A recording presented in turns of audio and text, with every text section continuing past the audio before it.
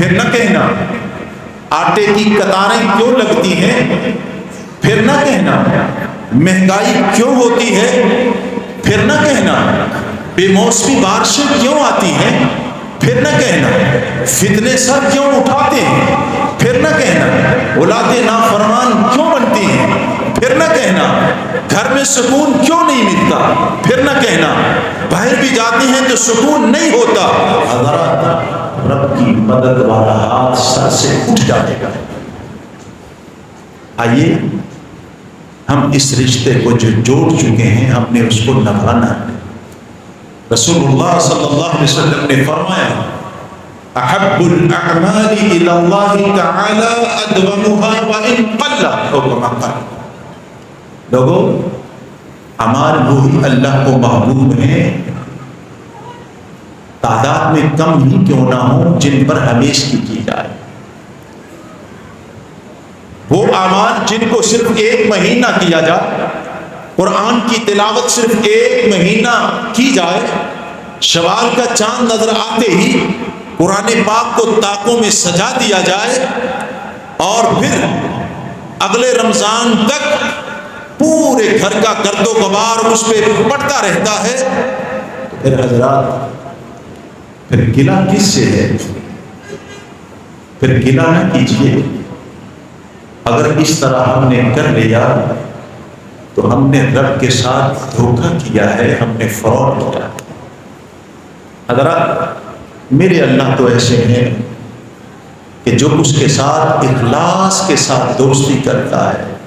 رسول اللہ صلی اللہ علیہ وسلم نے فرمایا، اللہ کہتے ہیں جب میرا بندہ ایک بالشت آتا ہے میں اس کی طرف ایک ہاتھ جاتا ہوں، جو چل کے آتا ہے میں اس کی طرف دوڑ کے جاتا ہوں۔ حضرات میرا رب کسی کا محتاج نہیں، پھر بھی اللہ استقبال کے لیے خود چل کے آتے ہیں۔ کیوں؟ اللہ نے مجھے اور آپ کو اپنے ہاتھ سے بنایا، آپ کا چہرہ مورا، آنکھیں، ناک، پیشانی اللہ نے اپنے ہاتھ سے بنائی۔ میرا رب نہیں چاہتا جس چیز کو میں نے بنایا ہے میں اس کو جہنم میں پھینکوں۔ حضرات ہم نے ہی اپنی دوستی کو، ہم نے ہی اپنے یارانے کو، ہم نے ہی اپنی محبت کو دشمنی میں بدلنا ہے۔ جب ہم نے بدل دیا تو پھر حضرات جنت نہیں، پھر رب کی رضا نہیں، پھر اللہ کی خوشنودی نہیں، پھر کیا ہے؟ پھر جہنم ہمارا ٹھکانہ ہوگا۔ میرے رب تو وہ ہیں جو اپنی زندگی کو اللہ کے اصولوں کے مطابق ڈھالنے کی کوشش کرتا ہے، رب پھر اس کی مدد کرتے ہیں۔ عبداللہ بن مبارک بہت بڑے محدث گزرے ہیں، کہا جاتا ہے اتنے بڑے محدث تھے 70,000 طالب علم کو ایک وقت میں درس دیا کرتے تھے۔ بغداد کی جامع مسجد 70,000 طالب علم عبداللہ بن مبارک سے درس لیتے ہیں، درس حدیث، اور کہا جاتا ہے شاگردوں کی تعداد اتنی زیادہ، اللہ اکبر، کہ شہر والوں نے ایک درخواست لکھی مدرسے کے طلباء کے خلاف کہ انہوں نے ہمارا کنواں خشک کر دیا ہے، لہذا اس کو دوبارہ سے چالو کیا جائے۔ پتہ چلا کہ انہوں نے کیسے خالی کر دیا۔ جب حکومت نے آ کے دیکھا، اس کا معائنہ کیا، پتہ چلا عبداللہ بن مبارک کے شاگردوں نے اپنی دوات میں پانی ڈال ڈال کے کنواں خشک کر دیا۔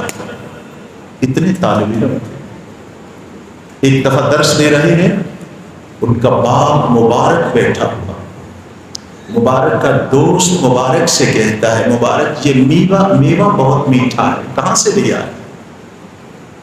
مبارک نے ایک بات سنائی، اس نے بات سنانے کے بعد یہی آیت کا ٹکڑا پڑا۔ بات کیا سنائی؟ اس نے کہا کوئی وقت تھا بصرہ کے حاکم میں اس کے ہاں نوکر تھا، اس کے باغات کا مالی تھا۔ ایک دن حاکم بصرہ آتا ہے اور مجھ سے مطالبہ کرتا ہے، مبارک اچھا سا انار توڑ کے پیش کرو، دل چاہتا ہے انار کا۔ میں نے اچھا سا پودا دیکھا، اس میں سے میں نے انار توڑا، تشتری میں رکھا، کھولا اور اس پیش کر دیا۔ مبارک کہتا ہے حاکم بصرہ نے اس کا دانہ ایک منہ میں ڈالا، کھٹا تھا۔ کہنے لگے مبارک یہ کھٹا ہے، اور لے لو۔ میں اور ایک ستھرا سا پودا دیکھا، اس میں سے انار توڑا، تشتری میں رکھا، کھولا، سامنے رکھ دیا۔ اس کو چکھا، وہ بھی کھٹا تھا۔ کہا یہ بھی کھٹا ہے، اور لے کے آؤ۔ کہتے ہیں میں نے تیسری دفعہ اچھا سا پودا دیکھا، میں نے اس میں سے انار توڑا، انار توڑ کے کھول کے سامنے رکھا، وہ بھی کھٹا تھا۔ کہنے لگے مبارک تجھے آج تک پتہ نہیں چل سکا اس باغ میں میٹھا اور کھٹا پودا کون کون سا ہے؟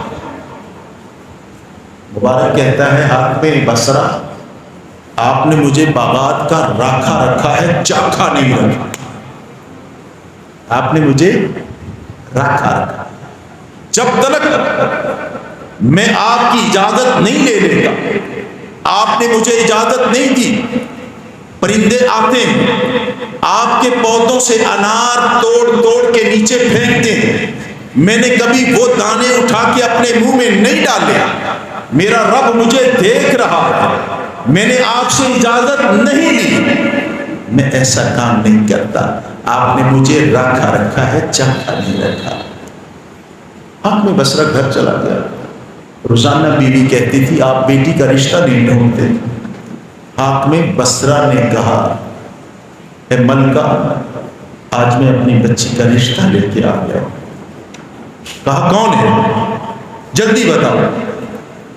کہا وہی مبارک جو ہمارے باغات کا مالی ہے۔ کہا مالی؟ مبارک حاکم بصرہ کی بیٹی اس کی زوجہ، اس کی بیوی بنے گی؟ اس نے کہا ملکہ جو میں نے دیکھا ہے وہ تو نے نہیں دیکھا۔ اس کو بلایا گیا، مبارک سے کہا حاکم بصرہ نے کہ میں اپنی بیٹی کا نکاح آپ سے کرنا چاہتا ہوں۔ اس نے کہا مذاق کیوں کرتے ہو؟ کہا مذاق نہیں، اللہ کی رضا کے لیے نیک رشتہ ڈھونڈتا تھا۔ رسول اللہ صلی اللہ علیہ وسلم نے فرمایا جب دیندار بچی دیکھو، دیندار بچہ دیکھو، نکاح کر دو، رشتہ کر دو، اللہ بڑی برکتیں کرے گا۔ میں نے آپ میں دین دیکھا ہے، لہٰذا میں اپنی بیٹی کا نکاح آپ کے ساتھ کرتا ہوں۔ کہنے لگے حق مہر دینے کے لیے میرے پاس کچھ نہیں ہے۔ کہا جتنے باغات ہیں ان میں سے 5-10 آپ کے نام کر دیتا ہوں، بیٹی میری کو حق مہر دینا چاہتے ہو جتنا دے دو، مگر آج کے بعد آپ میرے داماد ہو، میرے بیٹے۔ مبارک کہتا ہے دوست کو بات سنا رہا ہے۔ مبارک کہتا ہے پھر میں حاکم بصرہ کی بیٹی کو اپنی بیوی بنا کے گھر لے آیا۔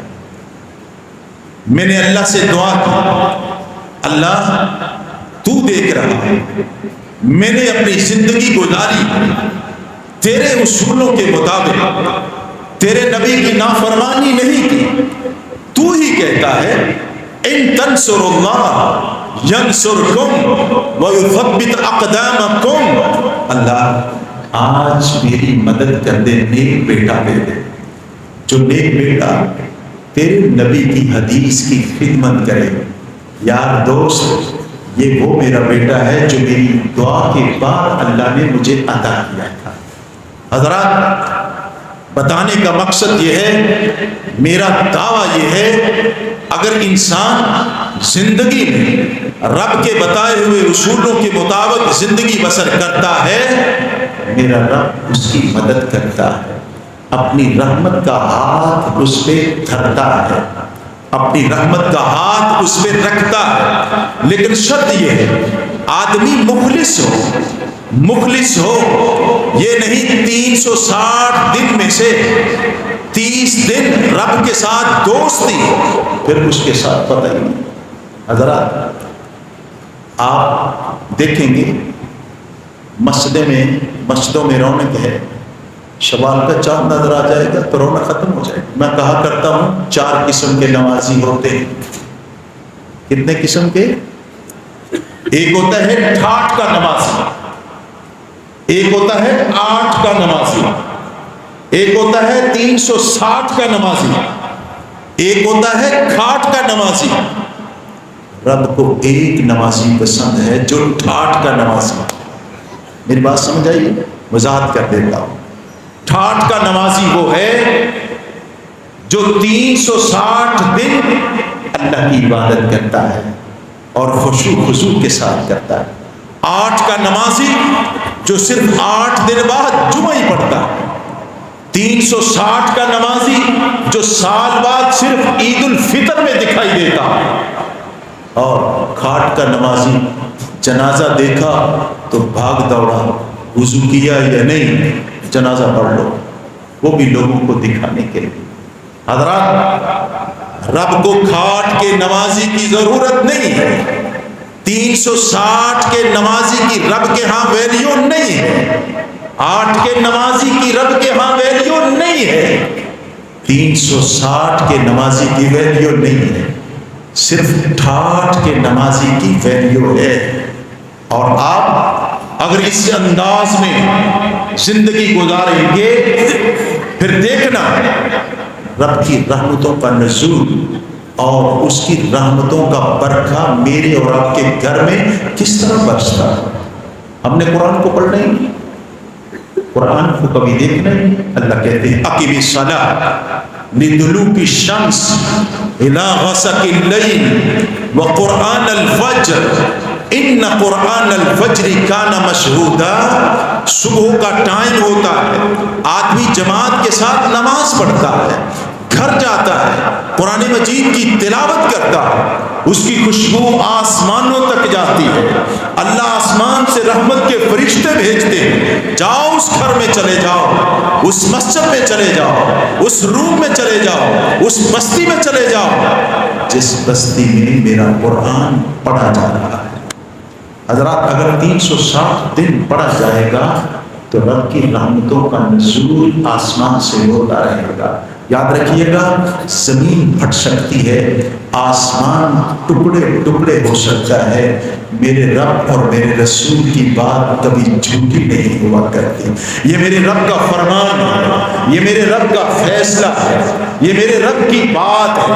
جب آپ قرآن کی تلاوت کریں گے آپ کے گھروں میں رحمتوں کا نزول ہوگا، لیکن اگر آپ نے 360 دن میں سے 30 دن تلاوت کرنی ہے تو صرف 30 دن رحمتوں کا نزول ہوگا، باقی پھر آپ پریشان رہیں۔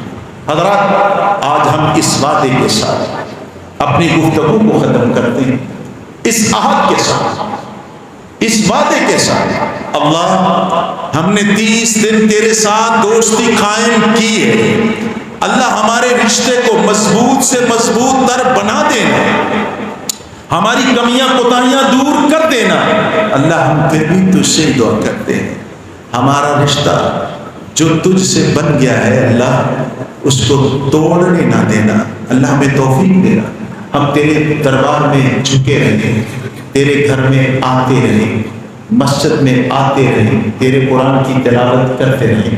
حضرات آخری میسج یہی ہے، آپ رات کی تاریکی میں ابھی بھی کچھ گھڑیاں باقی ہیں، اس وعدے کے ساتھ آپ اعتکاف سے اٹھیں، اس وعدے کے ساتھ رمضان کو آپ مکمل کریں، جس طرح صحابہ کرام رضوان اللہ علیہم اجمعین اللہ سے وعدے کرتے ہوئے، روتے ہوئے، آنکھوں سے آنسو بہاتے ہوئے رمضان المبارک کو رخصت کیا کرتے تھے۔